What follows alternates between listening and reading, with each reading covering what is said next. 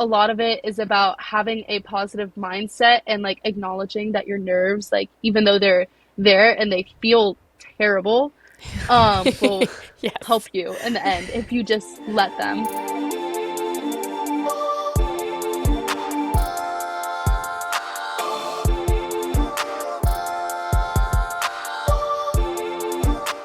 Welcome back to the podcast, Unfiltered Waters family. Today we had two-time Olympian, six-time Olympic medalist, winning 5 Olympic medals at this year's Paris Games, 3 gold, 2 silver. We welcome Torri Huske. Yay! We've been so excited to have Torri on. Yes. I mean, for both of us to get to watch her this summer in Live. person was unbelievable. And she obviously had the summer of a lifetime. Yeah. Like that is, I feel like her Olympics this summer in Paris are what swimmers and athletes dream about, where the stars align to where that 4th year, or in this case, that 3rd year, like everything happens. And I love that she was so honest with us about her journey of even her expectations of like, she kind of thought it was going to be this linear progression and it really wasn't, and sort of how she kind of overcame the ups and the downs and how she just stayed true to herself, true to her training, her coaches, her teammates, and just kind of wrote it out, which is really hard, especially like that early on in your career, to just trust that process of just like, I'm going to battle through it and just trust I'm going to be where I need to be in the end. And to see that all play out this summer was just so awesome. So to hear her in her own words was really cool today. Yeah, I mean, the thing that really struck me was the fact that, so she, as people probably know, was in Tokyo, missed the podium by 100th of a second. And to hear her say that, I guess I'm going to ruin it a little bit, to hear her say that she didn't know if she'd have another shot. Like she, in that moment, had that devastation of like, that's it. I blew my shot, you know, and to hear her talk about how she climbed out of that and who she leaned on. And it struck me because you know, I haven't had a long-term relationship with Torri or, you know, really understood who she is. And so I felt selfishly really feel like I have a inside look into how she thinks and have I already had a ton of respect for her, but I feel like I have so much more after talking to her. It was really cool. And I feel like, again, so many applicable life lessons there. And that is one of them that we talked about, of like, how many times do all of us in life get to that moment that we've built up so much in our mind and our hearts, and it doesn't go our way, and we're just like, that's it. Like, I'm never going to have an opportunity like this again. And then life just continues and will sometimes present you something completely unexpected or something you never would have dreamed of. And so I just thought that I totally agree with you. It was so powerful hearing her say that, and so fun. You guys have golden goggles coming up this weekend. I hate that you're not coming. I know. So, okay, I am explain to everyone. throwing my sister-in-law's baby shower, which is incredible, which I'm so excited about. But I literally planned the shower for the Saturday before Monday golden goggles, because golden goggles is always on a Monday. For the last 20 years. And all of a sudden I looked it up, and it's on Saturday this year. So I will be here in Nashville throwing my sister-in-law's shower, which will be wonderful, but I will miss you guys immensely. It's already so fun hearing you guys talk about your dresses and your outfits, and it'll be in Indy this year, which is going to be awesome. And you guys can expect, even though I will not be there will be some amazing Unfiltered Waters content coming out of it. Thanks some challenges. To my incredible co-host who has just been working herself into the ground, and some other little surprise things we have going on. So keep your eyes peeled for that. But it'll be really fun. So if you guys are not following us on socials already, please follow us on socials, especially after Golden Goggles. We're going to have some really fun social content for you. And then, of course, for the podcast. Yes. We will actually, so we will be bringing in, this is a good time to talk about this. Yeah. So we will be bringing in already a guest of Unfiltered Waters, Elizabeth Beisel, and she will be helping me out and auditioning to be the co-host when Missy goes on maternity leave. We say auditioning. I'm obviously just kidding. She's not auditioning for anything. She's already know she's perfect in every way. Yeah, I'm kidding. So we'll be doing some live interviews, not live, but we'll be recording, just like we did at Trial, some interviews from Golden Goggles. We've already got the lineup. We've got the schedule. Stay tuned. It's a secret. And then, make sure you hit that subscribe button on YouTube, because then it'll alert you when they pop up. It's just going to be fairly fun, but you will be very missed. You will get some random FaceTimes, definitely. definitely from the red carpet. So please answer. I better. Yeah. I will. The shower's in the morning, so I'm all sweet. FaceTime available for the afternoon. Amazing. For all the challenges. And yeah, Torri mentioned she already has her dress. So just excited to see everyone show up and show out and look gorgeous and strut it and be handsome. It's one of the most fun events of the whole year. Yeah, I can't love wait. It. All right, you guys. Well, thank you so much for tuning in again. We so appreciate you guys listening every week. You have no idea what it means to us. Katie and I love doing this. We want to keep doing it, and we couldn't do it without your support. So thank you guys so much. We know you're going to love this episode. So without further ado, here is Torri Huske. True Niagen's mission is all about supporting healthy aging, enhancing cellular health, and improving overall vitality by increasing those NAD+ levels that naturally decline as we get older. So what is True Niagen and how does it help? True Niagen boosts and replenishes your NAD+. NAD+ is a vital coenzyme that is already found in every cell of your body. It plays a crucial role in cellular metabolism by helping turn food into cellular energy. So at the bottom line, True Niagen can enhance your health span and combat age-related diseases, unlocking the secrets to a healthier life. And of course, it's NSF certified for any listeners we have that are actively competing. We have a special code for our wonderful listeners. You guys can use code UnfilteredWaters at your checkout for 20% off. I'm so excited to get feedback from you guys on this. Katie and I have noticed a huge difference while using it, and we're so thankful for the wonderful sponsorship of True Niagen. Torri Huske, welcome to Unfiltered Waters. We are so excited to talk with you today. Yes, thank you so much for having me.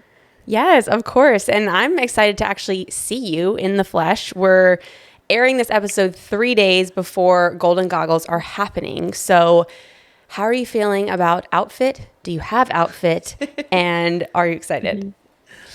Yeah, I'm super excited. I'm gonna wear a dress that I was actually gonna wear last year, but then I wasn't able to go just I think with like the way training worked out. So I'm gonna be using last year's dress that I haven't worn before. It still has the tag on it, but I'm really excited. Love that. Takes so much of the pressure off when you already know you have something that you love, you're excited to wear.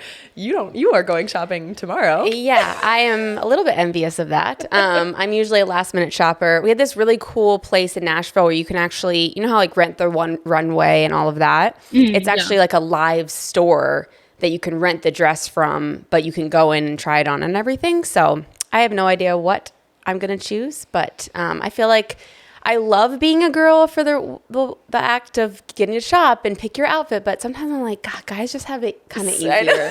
You know, it'd be nice just like I know there's flare pieces, guys, don't come for me, but like it's not the same as like picking the dress and the shoes and the clutch and there's a lot that goes into it. It's the hair and makeup. There's more variety. More variety. Yes. Do you enjoy those things like getting all dressed up and all of that, or are you kind of indifferent?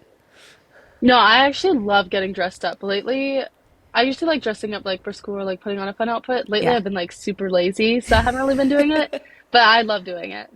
It's so fun. That was always one of my favorite things about Golden Goggles too. Is it's just like so fun for all of us to get together and like see each other like that and have a reason and excuse to like be dressed up and to celebrate. And I won't be there this year, which I'm super bummed about. But I can't wait to see you guys and everything. And it's going to be so much fun. And Torri, like Katie said, we're so excited to have you on the podcast. And we're just going to jump right in because obviously, you know, watching you for the past several years, but especially this summer was just so amazing. And for Katie and I to get to see it in person was just so special. Before we hop into Paris, we're actually going to go back to the very beginning and talk a little bit about your childhood, growing up, things like that, and kind of how you got started with the sport. So you did a whole bunch of stuff growing up. You were into taekwondo, you were into ice skating, you were into running, and you actually weren't the biggest fan of swimming at first because of how cold it made you. So talk to us a little bit about how you enjoyed all those different sports growing up and when that moment finally hit you that you actually started to enjoy the sport of swimming. Yeah, so like you said, I kind of grew up doing a bunch of different things, and swimming, I was always so cold that I had to wear a wetsuit to practice every single day. So I did this for the first maybe like year and a half, 2 years that I was swimming. I was like 5 or 6 also, so I was like super little, only swimming like 1 day a week. But I remember my first ever meet. It was just an inter squad meet, but like for me, like I had nothing to compare it to. It seemed like super scary. I had this like older girl help me get to all my events because I didn't know what a heat was at the time. Oh, And I remember I tried wearing my suit and they were like, you can't wear that because the long suits were illegal at the time. And it's Yep. like, it definitely wasn't helping me, but it was like illegal. So I remember being really upset about that. And my mom also being like, you have to wear a cap for this. And me like really not wanting to because it was uncomfortable. But I don't think that there was necessarily a moment when I was like, oh my gosh, I love the sport. But I think it's something that kind of just grew on me over time. And I was like, oh, this is like kind of fun, I guess. So, yeah, I kind of just stuck with it on accident, I think, in the beginning because my parents didn't realize how much I disliked it. Like, I remember like my mom driving me to practice and like I would hope to get like every red light on the way there so that I oh would be my like God. late. But now I really like it. So I'm glad I stuck with it. I love it. And, I think it's like such a good, I feel like it's so good for parents to hear because I feel like so Yes. often they're like looking for the thing where like immediately your child is just like so invested in it. So I feel like your story is such a good reminder of like maybe try sticking with things, even if Yeah. there's not that like immediate love for it. Like if your child is willing and up for it, like you clearly never know what's going to come of it. So, Well, also, if your child is cheering at red lights, maybe ask them what's going on. I think I internalized that more. I don't think I was cheering, but Like it was an something that I inward definitely got in my head. Yeah. That's so funny. I'm curious of the other three because Taekwondo is a pretty unique one to be up. The people like ballet, running. Like I'm so intrigued by that. My brother did jujitsu when he was 7, 8, or 9. But how involved in that martial arts were you? Not very. That No, was okay. something that I stopped doing pretty early. I think I only got to like the yellow belt or like gold, which is like the second level. I really did not like Taekwondo. Our teacher would like yell at us all the time, and it kind of scared me. Soccer was another one that I remember my parents signed me up for when I was really young, and I quit that one at an early age. My dad likes to tell the story of how like one time someone got like hurt or injured or something, they couldn't play, and then like I was like playing Barbies on the sidelines, and they were like, okay, we need a player to like step in, and like all the girls were like, no, like we don't want to, and then like my dad forced me and I was really upset about it. So not really my passion either when I was younger.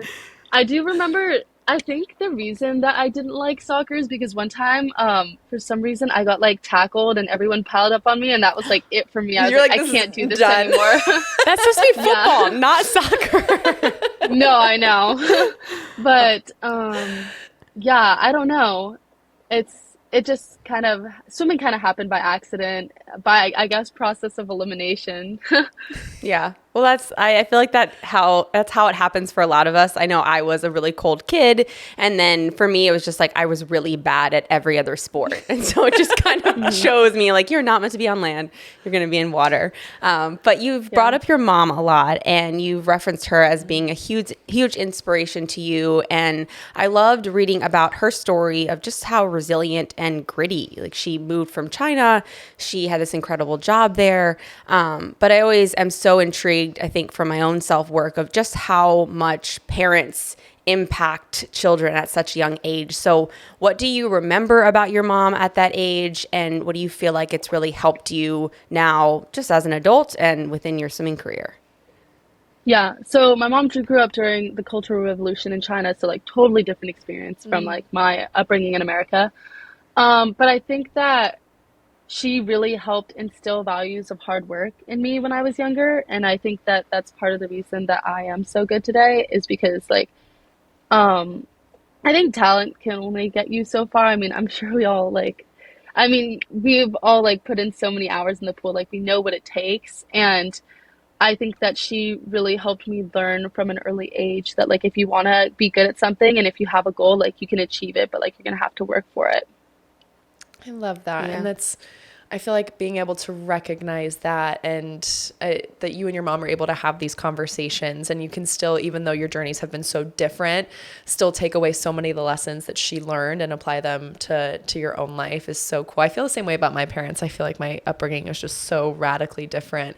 And so that was one of the things I actually loved about writing a book with them. Yeah, Is I like bet. I felt like I actually learned so much about my parents and their lives that I just never really sat down and had taken the time to learn about. So I think that's amazing that you guys have that kind of relationship. And we got to see your parents in Paris as well multiple times. And they're so sweet and so lovely. And they're so humble too. Like they are just, they were so wonderful. But again, before we get to Paris, I want to go back to Tokyo. So, you had this unbelievable kind of rise in the sport. And everything happened pretty quickly. Your first Olympics is your first national team, and it's Tokyo.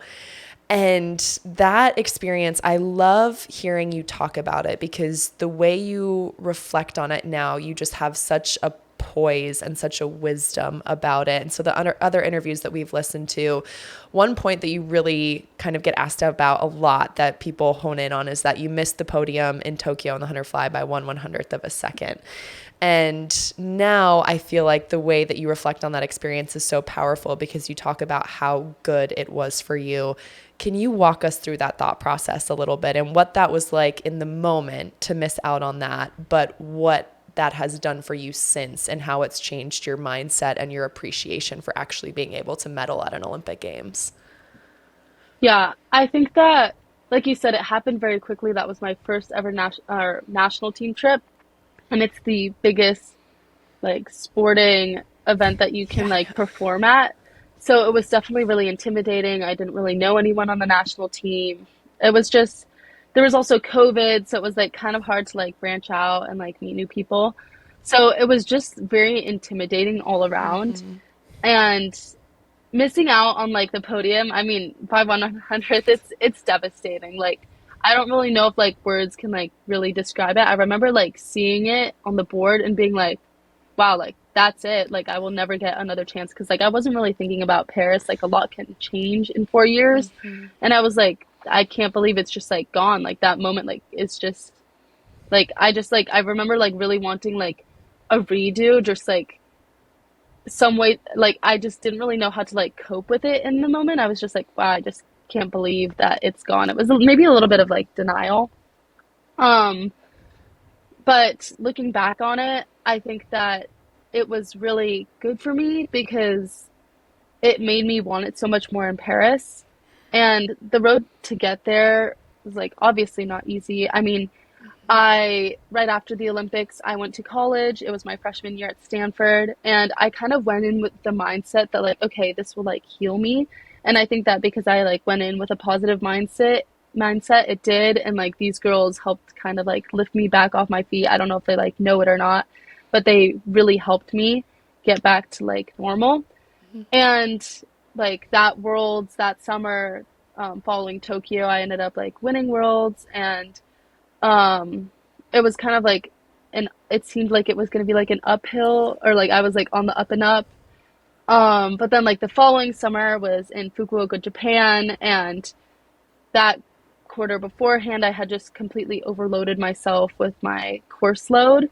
And I remember Greg being like, you were showing up to practice like already tired, like I couldn't push you in the way that I wanted to. So I think I was like slightly out of shape going into that. And just, I mean, there were a lot of things that went wrong for me that meet, but I think that even that experience really helped me moving forward because it made me that much hungrier going into Paris. It was like fresh again, kind of the like hurt of like disappointment. So I think that even though it really sucked, and at the time, like I think it kind of had to happen, and it's part of the reason for my success this summer.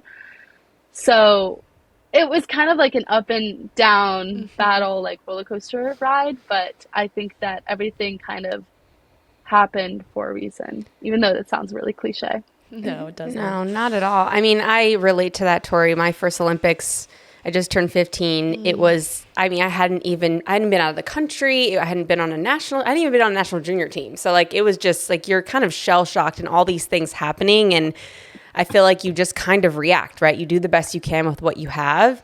And I did the same thing. I was super devastated, came back, had a great year at Worlds. And I kind of was like, oh, great. You kind of feel like you like outsmart it. You're like, I don't need to deal with it. Like I'm doing great. And then it kind of rears its ugly head in different ways.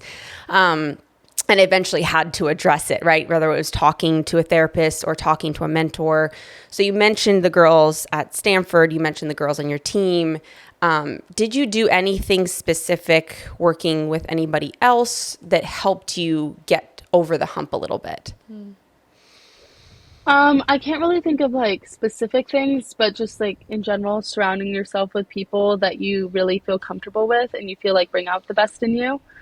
So, I love the team at Stanford and just Stanford in general. I feel like you talk to people, and usually if you like talk to them long enough, you can usually figure out like what's so special that like sets them apart, because it's a very competitive school to get into. Like people here usually have one thing that like sets them apart. It makes them special, and I think that's really unique and cool. Um, and then like as for the girls themselves, like I think that they're just like very down to earth and hardworking and like caring people. So I just like being around them, and I think just like by like proximity, I kind of absorb some of their wisdom. I love seeing you talk about it because you Yeah. just like light up Yes. when you talk about Stanford and the girls. And we're definitely going to talk more about that later, because I think that, you know, in a world where college swimming is changing so much, I feel like you were just so pure and like your love for the team and for your school and campus and everything like that. So we're so excited to get into that more. Want to start digging into Paris a little bit. So, of course, one of the great upsets of the entire games was you winning gold in that 100 fly, which is mixed feelings, right? Because it's you accomplishing the dream of your lifetime, but also you're competing against one of your teammates and someone you admire so much in Gretchen Walsh. But how you handled the entire situation, I thought was so beautiful. And I wanted to ask about your mindset going into that race, because I listened to the interview you did with Brett Hawk, which was wonderful. And you had this quote in there that I just like absolutely hooked on, where you said, "I don't always expect that I'm going to win, but I always believe that I can."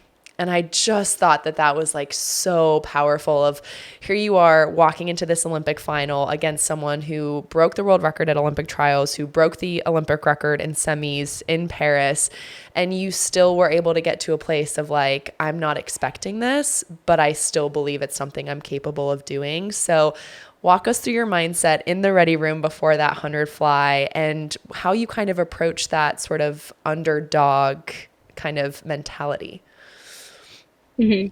Yeah, I think that, well, every time I'd get in the ready room, at least in the beginning, I would feel like I was gonna throw up, like Yep. literally so nervous, like physical reaction.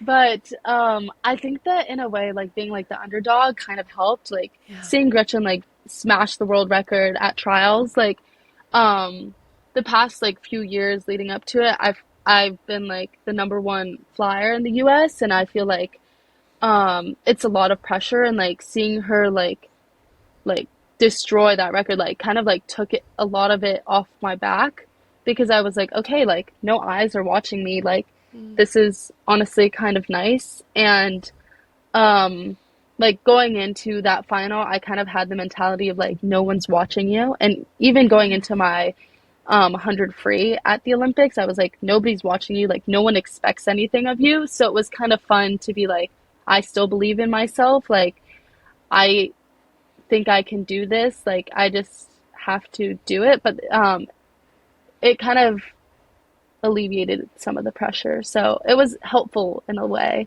Yeah, that makes total sense. That's so nice. Yeah, and I love that you were able to recognize that out of the gate. You know, someone might come off of trials and be like, oh, you know, she got the world record and, you know, she beat me and I was kind of the top seed. And someone could have gone that direction, which I think would have not been helpful at all. But the fact that you were like, sweet, I'm an underdog, I'm outside smoke, you know, I want to talk about the 100 free. But I also want to talk about the no one's watching mentality, but also this, you've talked about this fly and I'm going to put in big air quotes, die mentality that you've had with the 100 fly. So I guess how have you been able to stay consistent with that no matter what? And did you and Greg ever discuss changing that in any way? Yeah, I have a lot of like natural speed going out, and I've found that like when I tried to like pull back a little bit, I end up just like going the same time in the second half. It's just that I go out slower. So it's like it doesn't usually take much effort for me to like go fast in the beginning, but then like I still feel it on my second half. So I end up kind of dying a lot of the time, but that is something that we were working on a lot this year is improving my second half. And honestly, the past 3 years we've been trying to improve my second half of my race. And I just had a lot of trust in the process and trust in Greg and my coaches, Kim and Katie were there last year. And I think just by like knowing that they know what's best for me and like sometimes like blindly just like letting them Yeah. lead me, it kind of helped me. And I want to go back to this. I love that you're so open about like, yeah, I felt like I wanted to puke in the ready room. Like that is how nervous I was, because we have so many young athletes, of course, that listen to the podcast that feel exactly that when they are sitting in that situation, wherever, whatever meet it is for them. It's their Olympics, right? Like it's their big meet. It's when there's sometimes people feel like that every single time they get up behind the blocks. And I also remember you previously saying, you know, you've almost conditioned yourself to swim fast under nerves. Like, you know that no matter what, like if that race means something to you and you want to do well, those nerves are going to be there. So how have you kind of switched the way that you look at nerves, and how do you handle it when you feel not just the emotional, but the literal physical sensation of those nerves coming on? I think that part of the reason I'm able to like cope with my nerves so well is because my dad, when I was like really young, was like, you can use these to help you. And I think being told that at such a young age, kind of like changed my mindset. Like I remember he was like, oh, like you can use your anger if you're like really like angry or like excited to like make adrenaline for your race. And I think I kind of was like, okay, like this is like how I have to do it. And like for a while, like you said, I couldn't really like perform if I didn't feel like there were high stakes because I just couldn't get up for it emotionally. And I think I'm really good at like kind of directing my emotions to the race so that they're not negatively impacting me.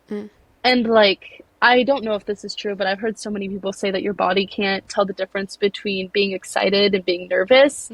So it's kind of just about your mentality going into it. Like, do you believe you can do this? Like, do you, like, you just have to think about everything that you've done in practice and all the success you've had there so that hopefully it translates to your race. But I've also had races where I'm like, oh shoot, this is like definitely not going to go well. And it doesn't because you go in with that defeated attitude already. So I think a lot of it is about having a positive mindset and like acknowledging that your nerves, like even though they're there and they feel terrible, will help you in the end if you just let them. Have there been any races where you felt yourself slipping to what I call like the dark side of nerves, but you've been able to kind of reel it back in? And if so, what were you saying to yourself mentally? Yeah, I think that like in Fukuoka, I had a really not like super negative mentality, but like it definitely was not my best. And I think that's because partially because of like my training leading up to it. I think it's definitely harder to feel confident when you're not training how you want to leading up to a big meet. And that is really like nerve wracking and like stress inducing. I had, I can't think specifically of like a time when I had like a bad race like mentality and then like I rebounded later, but I can think about freshman year NCs. I swam the 100 free and then I like completely messed up my start. Like my hands came apart and then I just like freaked out during the race and like completely abandoned my race plan. And I ended up B finaling, which was like super disappointing for me because I was supposed to like A final and hopefully score more points for the team. But I had a way better race at night and I was able to like refocus and recenter myself and be like, okay, that was just one race. And I think that you have to take meets like one race at a time and realize that this one race won't affect this one unless you let it. So I mean that kind of relates to it a little bit, but No, it totally does. Yeah. And that's like one of my personal favorite takeaways from the sport of swimming, because that is such a life lesson too. Like, I feel like sometimes if, something happens and it just puts us in a mood or a mindset, we fall into the trap so easily of letting that snowball and just letting it affect other things in other areas. And I honestly bring myself back to the sport in that moment of like, listen, that was a bad race. Like, it was a bad race. I have another one coming up in 15 minutes. What am I going to do? Like, this is my choice. And so I feel like that's just such a good lesson of, we're all going to have the bad races, but it's so much about how we handle them and what we take with them on whether or not that's going to impact what comes next and what the future is. And you did such a good job of that in Paris, Torri, of just handling each one of your races so beautifully. You took everything one at a time, and it can be really hard in those moments where you are literally accomplishing the dream of your life.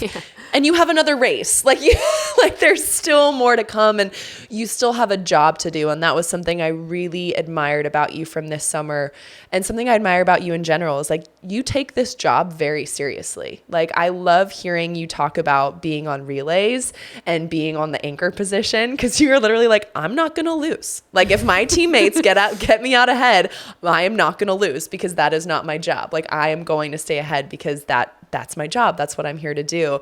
And I just think that is so powerful. Now that you have had some time to reflect and look back on Paris, is there one moment that really sticks out to you as like, you look back and you just get the biggest smile on your face? I mean, as far as the actual meet, I mean, the 100 fly, like, everyone talks about, or like, you always imagine like what it would be like to win Olympic gold. And like, I had been so hungry for that for like 4 years. And especially having after just missed it last time. And I feel like it's not really a feeling you can describe. I was so glad too that the next day I didn't have an event, because I wouldn't have been able to refocus myself. I was like barely able to sleep. I just remember like sitting in bed like, oh my God, I can't believe that just happened, like smiling to myself. I was not able to calm down for a while after that. So it was kind of a blessing that I didn't have anything the next day. Because recentering yourself after a good race is, I think, just as hard to do sometimes as a bad race. So, that was an amazing experience. But as for like, maybe like the actual like Olympics or just like the experience overall, I had a lot of fun in the lead up, like during Croatia. That's one of the best places I think that you can have a camp. We're so lucky that we get to like practice literally in paradise, go to the beach and stuff. But even though it does look like it's like a vacation, it was still very much like a training trip, and I had to limit my time outdoors because I didn't want to drain myself. But it was still like, it was so much fun just like, being there, and also rooming with Catherine Burkhoff. So. Yeah. Oh my gosh. I know we were all just watching on TikTok, watching on Instagram, just so jealous. The biggest FOMO. Yeah, the biggest FOMO. I mean, any fun memories or stories from camp? Like, we have the amount of guests that have come on here and say their favorite part of the Olympics is camp and teammates and those memories. Do you have any one in particular that stands out there? It's hard to think like of a specific memory just off of the top of my head, but I guess like a funny story is that like the beds are right next to each other in Croatia, and I was rooming with Catherine, and I think that one night like in my sleep I was just like gravitating towards her. I don't know. I guess like I like I woke up because like she was like jerked away, and I was like, oh, and I think my arm was like resting on her, like reaching out towards her, like totally on accident. But it was just like silly things like that were really fun. And then like talking about it the next morning, like, I'm so sorry. Like, I don't know if I was like touching you in your sleep last night, but like that was an accident. I was not awake doing that. I was subconsciously reaching out to you just to make sure you were okay. Yeah.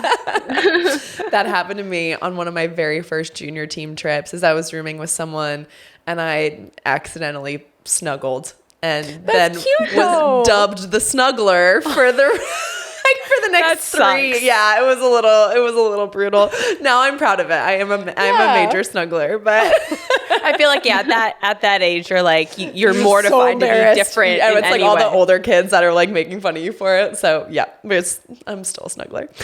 And those teammates make such a big difference, as we've been talking about. So I want to go back to Stanford for a second, because I think you showed so much experience and wisdom and knowledge of yourself in choosing to take a gap year from school before Paris. Because as you mentioned, before Worlds the year before, you felt completely overwhelmed. Like you were going into practice tired from school, and then you were able to recognize that and make that shift, take a gap year. You're back again this year, back in school, back with the team. Tell us a little bit about how excited you are for this season, how it feels to be back in school, and just how much you love being a part of the Stanford team. Yeah. So now that I'm back, I mean, it's really this is one of the things I was looking most forward to this year, is like being fully immersed in the team this year, because last year, even though my gap year was like literally so amazing, I mean, it was like the college experience without any of the school. So like the best parts of it, just like hanging out with people and like swimming with your friends. So it was like super fun. It was like a little bit, not, I don't know if like annoying's the word, but like it wasn't ideal to like be on a different training schedule, because sometimes like they'd be at Pac-12s and I'd still be training hard, or I would be traveling away from a meet and they would be training hard. Yeah. So it's nice to finally be on the same schedule as everyone and on the same page. And yeah, I mean, it's been so fun to be back. I'm rooming this year in suites, which I've been looking forward to since my freshman year. And I'm rooming with 4 other swimmers. They're all seniors right now, so they're part of my original class. And it's just been super fun. As far as like adjusting to school again, my quarter isn't that terrible this quarter, but I really have been feeling the repercussions of my own actions as far as like not doing school sometimes like on the weekend, and then like I'm just like so screwed over for like the rest of the week, and then I have to play catch up, and then it's like I finally get to like the next weekend and I'm like, it's like such a sigh of relief. I'm like, oh, I can finally do nothing, and the cycle kind of just repeats itself. Yeah. Are you so I kind of just have to I was just gonna say I kind of just have to get through this Wednesday and then get ahead for next week with mid-season, but it's gonna be a grind for like a week. Are you someone who, I feel like the way that you take notes is a very clear view on the type of student you are? Your notes look like my notes where it's like chicken scratch every like organized chaos, or do they look like Missy where it's like perfectly bulletproofed and you have everything together? Probably a mix of both. Okay. I will say my handwriting is terrible. Like it's really illegible. Sometimes I have trouble reading it myself. Yes, I understand. But I think the content is there for the most part. Okay. I mean, I feel like there we go. That's a great balance. That's a great balance. Yeah. I'm a design major. I'm gonna do the manufacturing track, and this is the route of design that has a lot of overlap with Mickey. But we don't have to take like the super hard classes like fluids and stuff. So, so far it's interesting. I'm taking the core this quarter for the first time. I don't really know how to feel about it, honestly, right now, but hopefully it gets better. I just feel like what I'm learning right now is not like super applicable to what I want to do.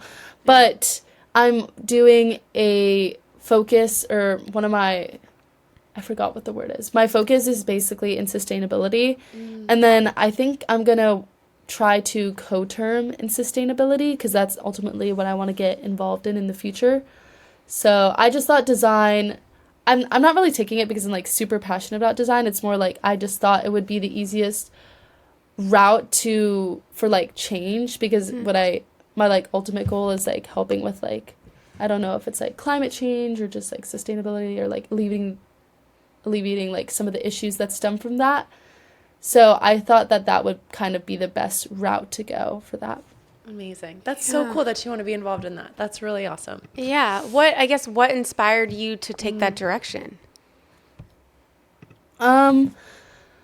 I don't know. I feel like I've always cared about like the earth and like its health since I was little. Like I remember hearing about like, oh, the polar bears are like dying and like the ice caps are melting when I was little, and I feel like I've always really loved animals, so that kind of had a big impact on me. So it's kind of what I want to do in the future just because of that.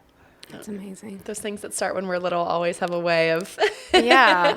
finding their way back to us. All right, my dear. Well, we want to get into our rapid fire questions with you. So this is like our hot seat power play kind of moment just to get to know you a little bit better and have it be super fun and lighthearted. So first one for me is, what is your favorite place to eat in Palo Alto? I don't know if this is in Palo Alto, but Liang's Village. It's Taiwanese food. Ooh, oh, that sounds good. Go to order there. The works, and I think most of their noodles are handmade, so they're so good. Oh, sounds amazing. Yum. I don't know if you knew this. Both my parents went to Stanford, so Oh, really? when I've gone back when they've gone or for camp, I'm always like, I just feel like I want to try as many things that they tried, but I doubt it was around 40 years ago, but that's awesome. All right, everyone. I kind of soft launched this at Olympic trials, but I am officially committing to competing or attempting to compete at the 2028 Olympic trials in the 100-meter breaststroke. I watched Olympians Matt Grievers and Gabby Rose compete at this past Olympic trials, and let me say, I got inspired. So how am I going to do this after years outside of consistently training in the pool? And the answer is simple. It's Endless Pools. Endless Pools provides a controllable environment, a controllable current, as well as a convenient location to work on my technique. Their exclusive HydroDrive technology powers one of the most advanced swim-in-place currents, so I'm confident that anyone, including myself, can work on their form and stroke consistently and effectively. This is the best part. Pretty excited. Endless Pools has rolled out special discounts for all of our Unfiltered Waters family. Visit endlesspools.com/unfiltered to unlock $1,000 off your own personal lap pool for literally anywhere in your home. Good luck. You talked about everyone at Stanford has a quality that makes them stand out from everybody else. Mm-hmm. If you had to name one quality that's your standout quality, what would you pick? I think mine's pretty easy. I mean, I swim, so that's probably mine. No, all right, you swim. I want one more. I like to do art. Yeah. Okay. Is probably the other one, but and you're that's more just like phenomenal artist. I like to do. Yeah, the mural that you did, like we didn't have time to get into all of this, but I'm just curious of what your favorite form of art.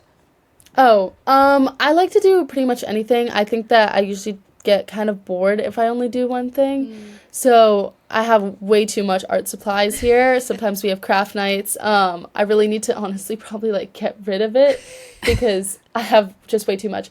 But I like doing acrylic and like painting. I did oil for the first time and painting one I think freshman or sophomore year. That was super fun. I like drawing with like oil pastels, like pencils.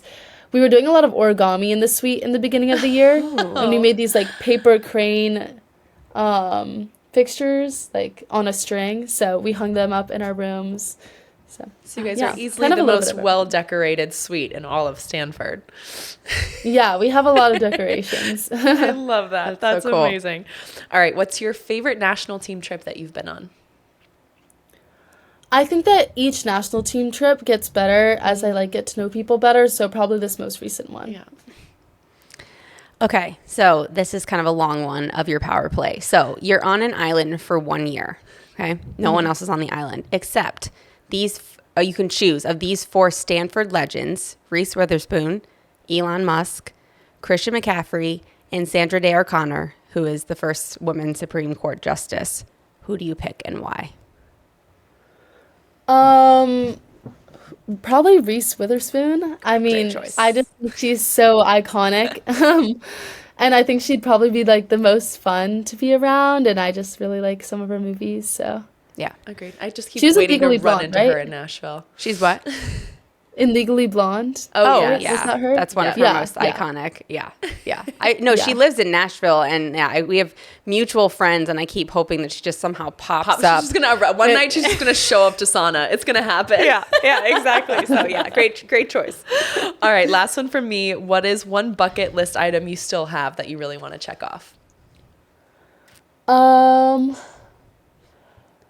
The first thing that comes to mind, I don't know how feasible this is, but playing a dead body in a movie because I can't act, but I could lie there.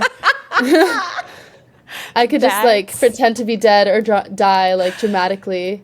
That's incredible. Okay, we're gonna make that happen. That we can can do that. There's a definitely lot of happen. opportunity for dead bodies in TV shows and movies today. Yeah, I can just be in like the background, and then I could like pause it and see myself. Like it doesn't have to be long.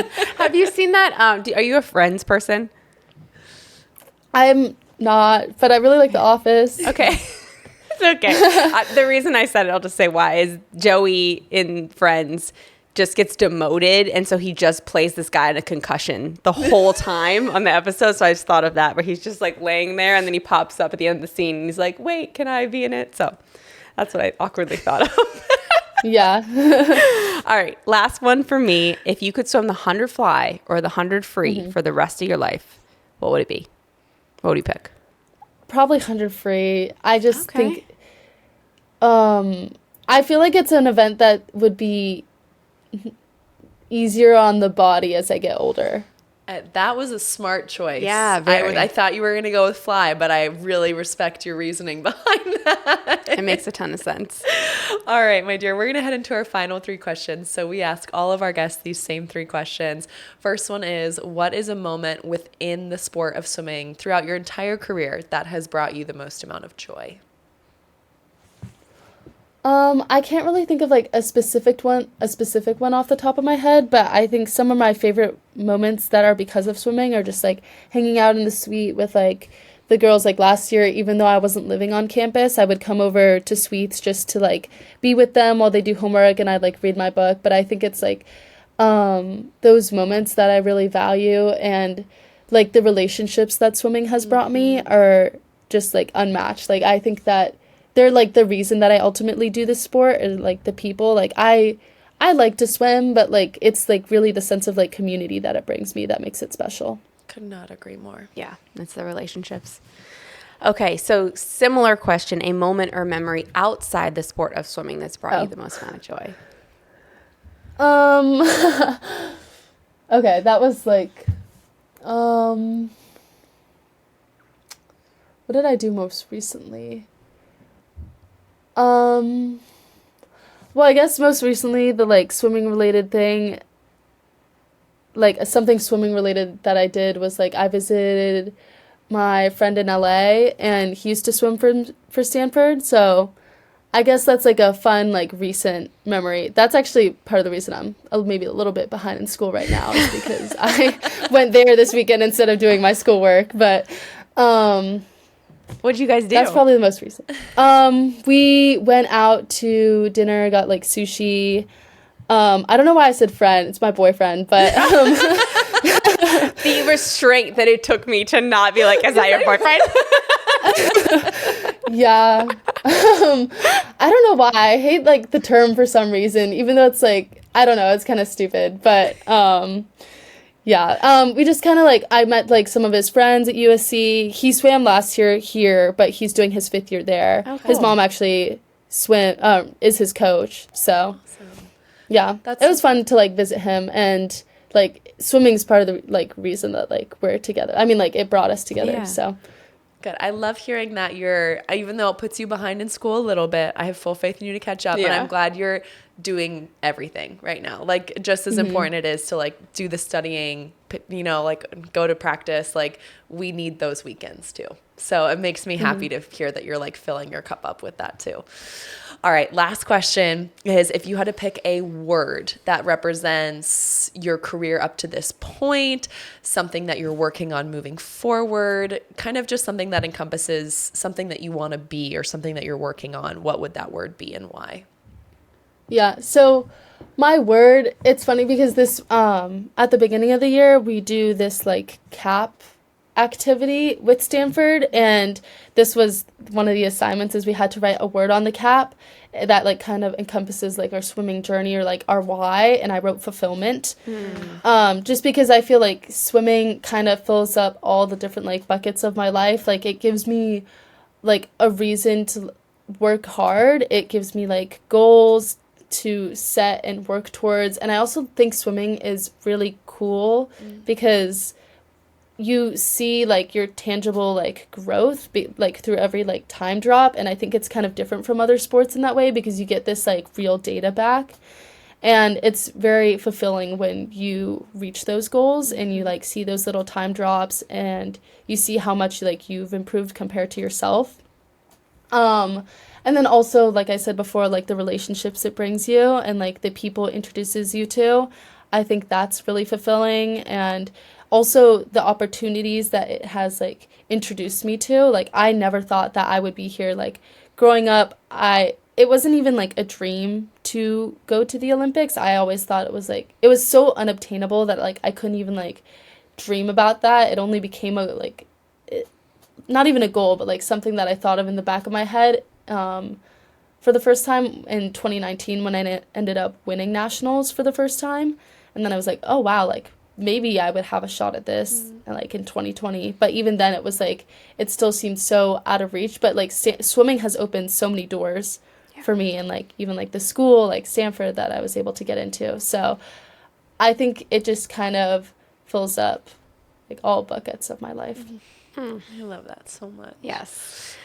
Well, before we say bye, I have one request. So in 6 months, 7 months, Todd and I are celebrating our 10-year anniversary, and I hear that you are in the profession of making shoes for people's weddings. So am I allowed to order shoes for this 10-year anniversary from you? Yes. If I have time on a break, okay, you can email me. I'm gonna have to do it probably over like winter break or spring break because it's going to be a little bit difficult while I'm in school. But yeah, I painted Beta's shoes for her wedding. Yeah. And her husband's. I like matched them to his like little bow tie. Ugh. So it was, yeah, I like doing it. It's super fun. I would be happy to do it for you. I just, maybe over a break. Over a break, email okay. me what you want to put on it. I'll email you with the order and you can invoice me and tell me the time frame that it will be created. That's perfect. Okay. Well, Torri, thank you so much. We really appreciate you taking the time in between everything that you're doing. We loved catching up with you and hearing about Paris and all the things. And I'll see you in like 2 weeks. Yes, thank you so much. Thanks, Tor.